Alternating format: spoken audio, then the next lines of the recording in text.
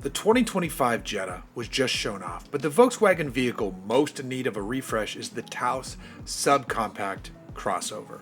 After all, competition in this segment is pretty fierce thanks to the likes of the Mazda CX-30, Kia Seltos, and the Subaru Crosstrek.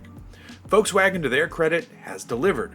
The 2025 Taos looks nicer, has better standard features, and even gets a bit more power from its engine.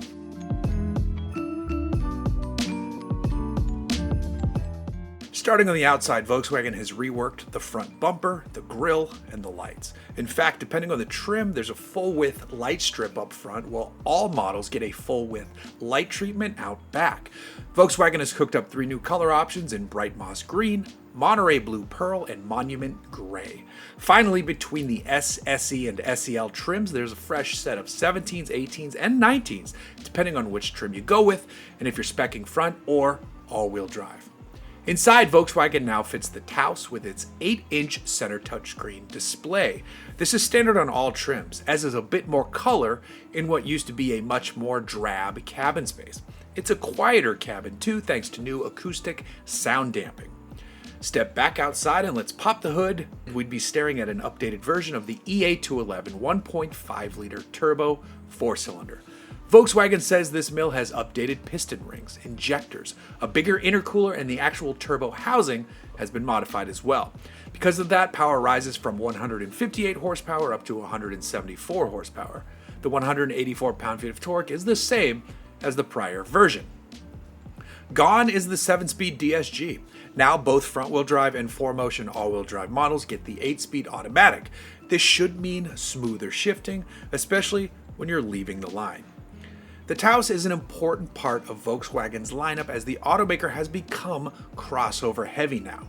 They sell about 60,000 of these a year, which puts it third in the Volkswagen lineup behind the Tiguan and the Atlas. Still, Volkswagen has a lot of catching up to do when you consider that Subaru knocks out 160,000 Crosstrek sales a year. Honda has already sold over 100,000 HRVs in 2024. We keep hearing about how Volkswagen needs to get back in the game in terms of sales. It takes solid refreshes and redesigns to get there, so this Taos update is a step in the right direction. The automaker has taken what was really a pretty bland offering and made it a bit better. Is it ready to crush the subcompact crossover sales game? I'm not sure about that, but it's a much more attractive offering compared to the version it replaces. A bit more power would be nice, some upgraded available luxuries and options would be great. Really, if they just made this a taller Golf, complete with the requisite GTI and R versions to get the enthusiasts talking, it would be a strong move.